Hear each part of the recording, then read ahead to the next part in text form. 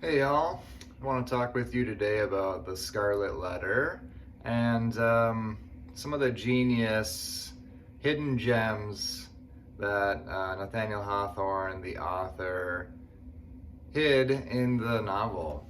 Um, this is a typical thing for Hawthorne. He did this in his allegory Young Goodman Brown and others, and he invites us to play the game.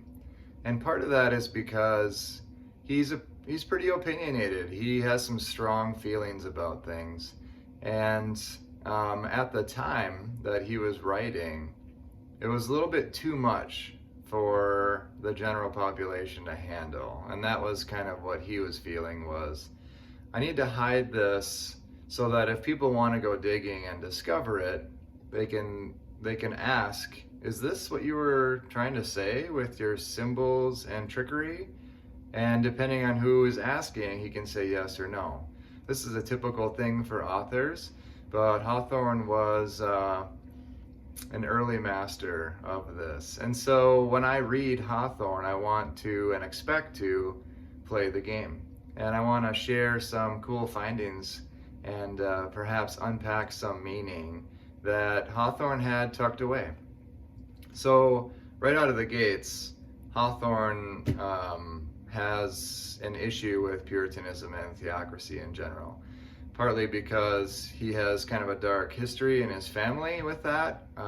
Judge Hawthorne from the Salem witch trials was an ancestor of his, and that hurt him so much so that Nathaniel actually added an E to the end of Hawthorne as an attempt to like separate himself from his past.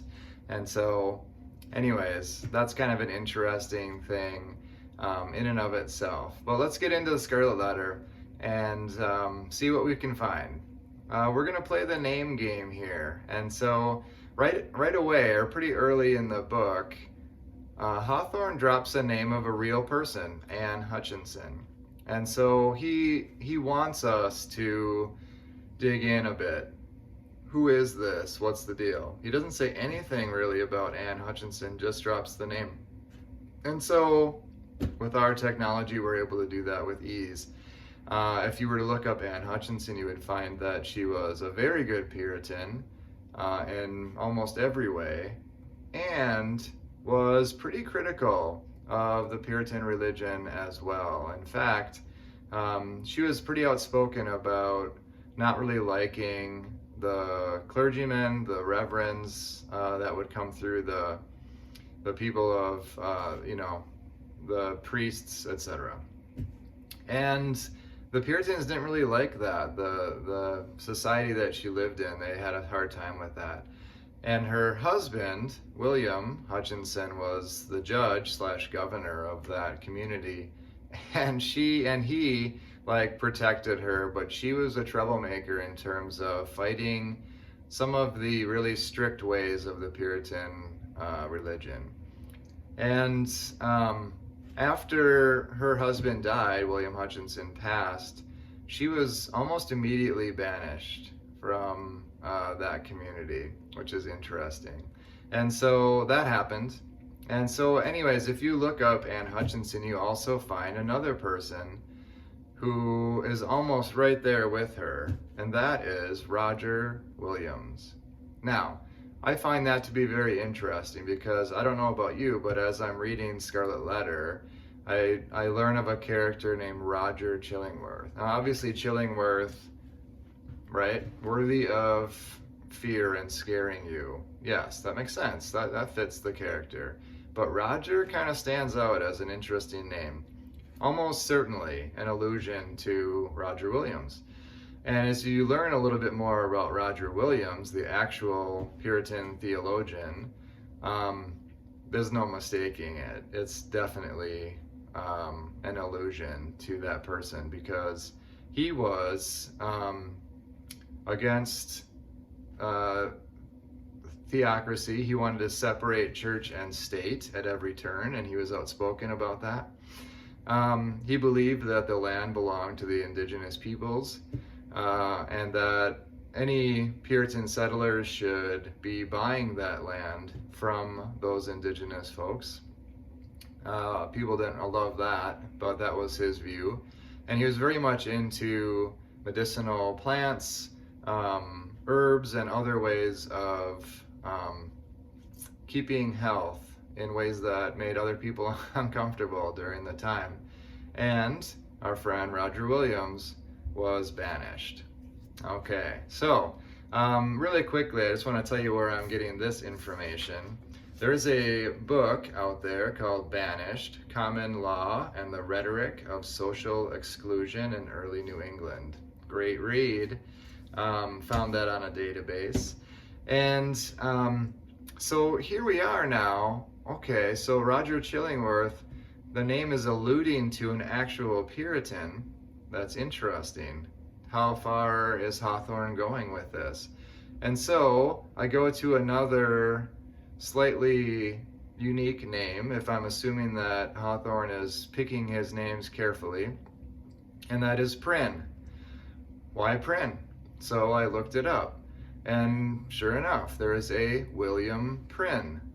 And I have my notes here. I want to make sure that I'm getting this right. So William Prynne believed in forgiveness. He was a Puritan clergyman, and he believed that if you sin, you will be forgiven.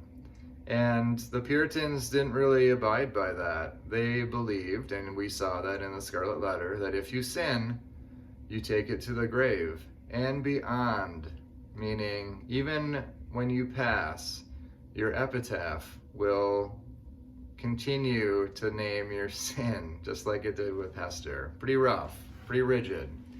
And so he was banished. William Prynne was banished for trying to convince folks that they can be forgiven of their sins. So now, what's happening here? We have Roger Williams, we have William Prynne, who are clergymen, Puritan clergymen, who have been banished. Well, how far does this go? And so here I am looking now. I've got, what other characters? I've got Pearl. I've got Arthur Dimmesdale. These are the main players, right? So here I am looking. I'm looking for Dimmesdale seems like a Chillingworth. In other words, Dimmesdale, Dale being man, Dim being weak, sad, depressed, something along those lines. That makes sense, right, for Arthur? But Arthur, why? Why Arthur? So I look it up, and sure enough, there is an Arthur Williams who was a Puritan clergyman who was banished. And he also believed that God was merciful, that God is not there to punish, but to give you a joyful, wholesome life, not there to punish you for your sins, and banished. So when you look in the book, we're talking Hester and Arthur kind of jiving, and sure enough, the people that they were alluding to, or Hawthorne was alluding to, kind of had a similar view and were banished for it. The idea that God is forgiving, God is merciful. And then I'm like, okay, for sure, there's got to be something. And I noticed a pattern. I don't know if you're seeing the pattern. Roger Williams, William Prynne, Arthur Williams. There's this Williams thing. And even Anne Hutchinson's husband was William Hutchinson. And so, wow, here we have Hawthorne really playing this game and finding these folks who have the same last name so that we can kind of find them and figure this out. So now I'm looking for William Pearl. I'm looking for Pearl Williams. I'm not finding anything. And then I'm like, Pearl White. This was after some thinking. And sure enough, William White is a Puritan clergyman who was banished. And much like Pearl, William White was banished for being outspoken. He would just come right out and say what he was thinking, what he was feeling. And he would say, that's a bad thing. That's not that big of a deal. Or he would say things like, well, this person may have sinned, but so did you, and so did you. And so don't judge other people and just, you be your best person, banish. They did not like that. And so he was out. So, so interesting, right? What is Hawthorne doing here? So I sat and thought on this for quite some time, and I'm like, so, okay, we have these clergymen who are banished, but what is he trying to say? And then I had this idea. We have all these people with this William or Williams pattern. Maybe he's leading us to something else. And so I looked up William Williams. And sure enough, Puritan clergyman banished. William Williams. And this one was really an eye-opener, and I feel like Hawthorne wanted us to sort of culminate to this point, because William Williams, a Puritan clergyman, was banished for being too good. He was banished for being too good. He was so perfect in every way that they were afraid that that was impossible and that he must be the devil in disguise. And they banished him for being a perfect Puritan. So that one helps me to understand, I think, what Hawthorne might be saying. And again, we already know that he's critical of Puritanism and theocracy in general, but it feels like he's saying to us that Puritanism is impossible, that if you have an opinion, if you want to make progress as a civilized people, if you are perfect, you can't do it. Like, there's not a way to live as a Puritan without being punished at some point or in some way. If you're too good or outspoken, or any misstep, it's over.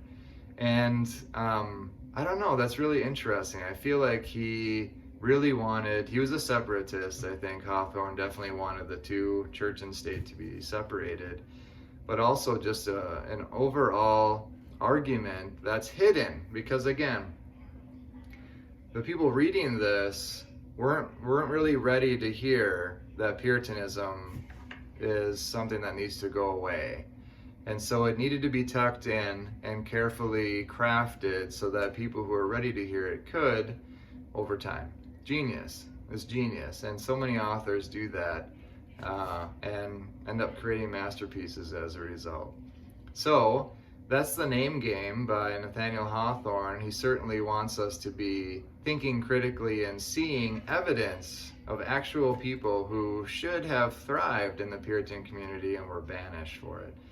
And bringing it back to Arthur and Hester. Hester made one sin, maybe, in your opinion, and she was so perfect after that, and ended up still having the A even on her epitaph. And so a rough truth that existed for sure with those characters, and a strong message at the time by Nathaniel Hawthorne. Thanks.